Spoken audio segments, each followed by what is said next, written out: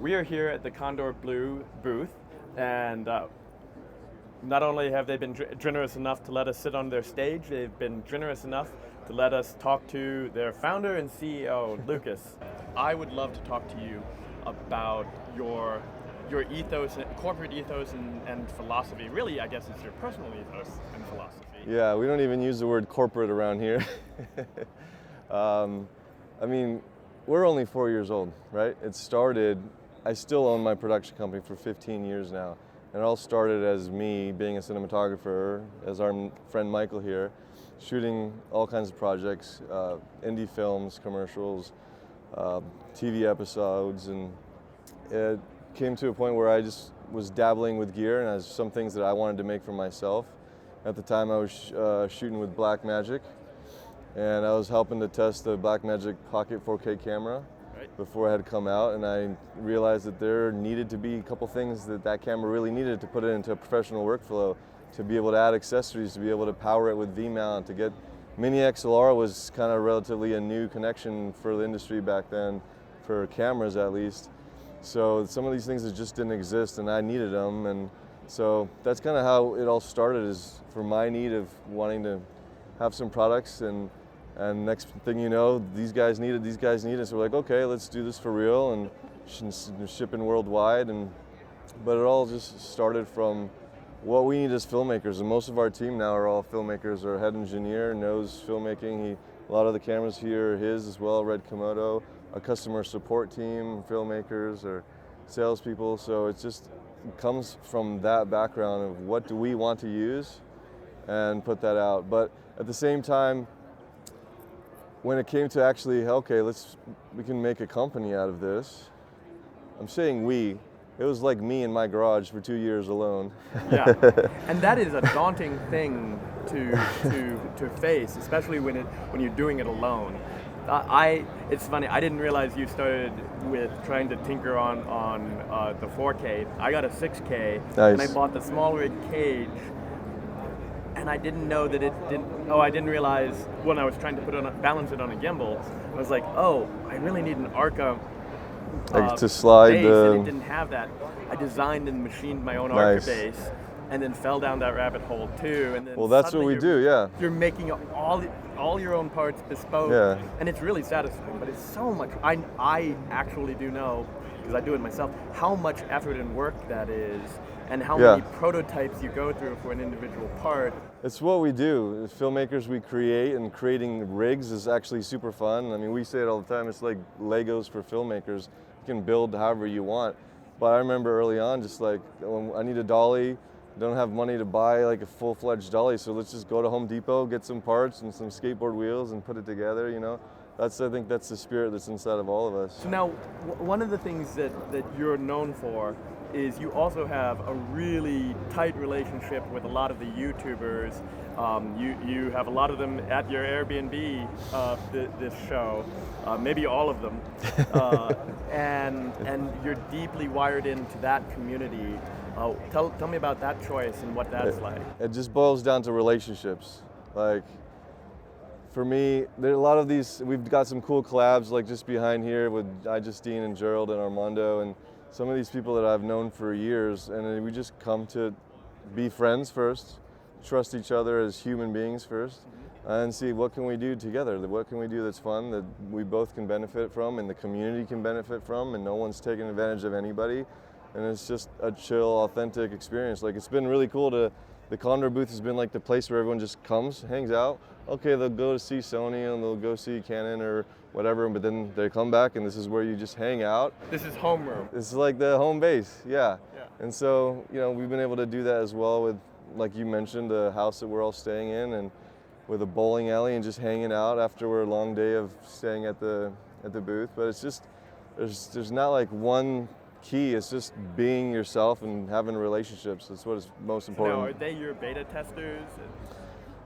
We've got a lot of people. So we're in California, so it's like the home of filmmaking. Right. So we'll send stuff to several YouTubers. We'll send stuff to a lot of ASC cinematographers and just friends. And obviously, we'll use all this stuff ourselves first and see if it's even worth sending out, right? But yeah, I mean, one of them is really good friends of mine, Armando Ferreira. amazing friend, and he literally lives like 20 minutes away from my house. We didn't even know it until we figured it out, and we're like, oh, you're so close. Let's go get a bite to eat. The same and restaurants and yeah, wait. yeah, you're literally right next, right down the street. So yeah. And then the relationship. Let's talk about the relationship you have with like the manufacturers of cameras and things, and what is that like, and how do you get to prototype against upcoming things, or do you? Yeah. So the synergy again with camera manufacturers is beautiful because I've known several of the contacts that I have with different big major brands because I was a cinematographer myself. There's been many times where they sponsored my projects back before Kondor Blue even existed. So I've had friends for a long time in some of these. Like I said, I've even beta tested some of the sensors early on. So when it came to when we were going to make Kondor Blue, it was like, hey, we already know all these people. They already trust me.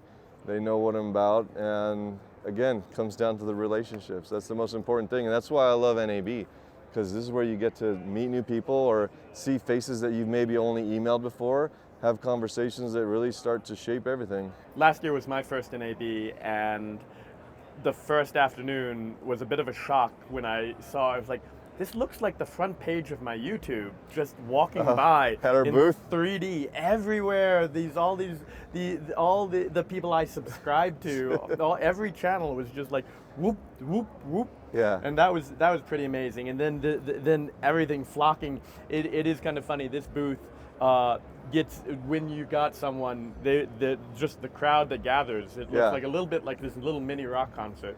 Yeah, it's been awesome, and obviously we built a stage so we can kind of have conversations with all of our friends and all of our creators, brands that we've invited to the stage. With the orbit always circling. 360 going on to show off. That was done with my good friend Josh, and we helped him create some of the hardware for it.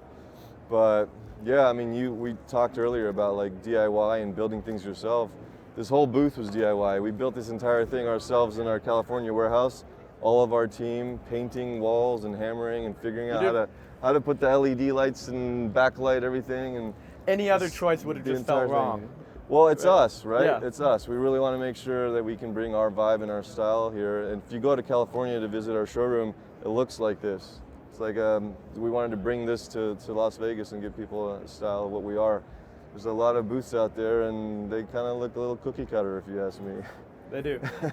I think one of the things that a lot of times, and I think a lot of your customer base and a lot of the audiences for these YouTube channels are passionate enthusiasts all around the world, and I know from personal experience, sometimes you have this idea that all of this is like just this vast giant thing that's very far away, but when you start to really dive into this, you realize, like you were talking about, the industry is tiny, like really tiny, and all these personal relationships are that in some ways it's really easy to think that they'd be impossible and are very distant and just sort of a dream, or actually everybody's really just kind of just like we're all. Everybody's connected. Everyone's the same. They all have similar passions and goals, but even if they are far away and on the planet and different sides of different countries, this is a great place where everyone just comes together and connects. Yeah.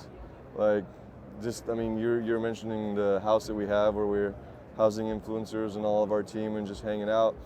Like last year, we did that as well, and that was where some of the influencers connected, and over the last year, they've done a bunch of collabs together themselves, and we just want to be able to bring people together, and cool stuff happens when you can do that. Yeah, I think one of the funniest things I heard about that was like someone was talking about asking, well, is it really crazy over there with all these guys? Is it just like an insane party? And someone's like, well, you know, Josh and Gerald have kids, and their families are here, and it's sort of like, it changes the vibe. Well, it's about family too. Yeah, I mean, we want to bring people together, but we never get crazy. It's about this. It's about conversation. So we'll create a cool environment, and we've got bowling alleys and hot tubs and pool tables and all kinds of crazy stuff at the house. And people enjoy themselves, but everyone's mostly having conversations and getting to know each other more, and talking about cameras and talking about family. And I'm a dad with 4 kids, and so family's important to me, and if they want to bring their kids and their wives, amazing. So it's more chill and it's more family-like. It's not like a crazy rager or anything like that. Yeah. Yeah. Well, thank you so much. I really love that we're able to like give a human face to this strange spectacle that is NAB, and thank you so much for taking the time Yeah. to talk with us. Yeah, absolutely. I mean, when I first started the company, there's a couple core things that I wanted to make sure we did differently, because I was a customer of all the other brands that might be out there, and I had the experiences, and I'm like, if I'm going to do it, we're not going to just be another brand. We have to be able to stand out and offer what I never got when I was a customer, which is a lifetime warranty. We stand behind everything we make. If you even down to a little HDMI cable, if it were to break, you get a new one. Like literally, anything that happens, you get back. You get customer support from filmmakers. People literally call us and reach out to us to troubleshoot something that, like, say small rig, for example, a follow focus. We don't make follow focus. They're like, we can't get a hold of them. It's fine. They'll call us. We'll go on their website. I tell my whole team, let's just be helpful. We're filmmakers. How would you like to be treated? And let's help them. It doesn't matter if they buy from us or not. Let's be that place where they know that they have support, regardless. So because it is a small industry, and you're in it for the long game. Yeah, and like you said, everybody knows everybody. You have to be real, authentic, and kind, and yeah, good things happen. They really do, don't they? Yeah. Thank you. Of course. Thank you.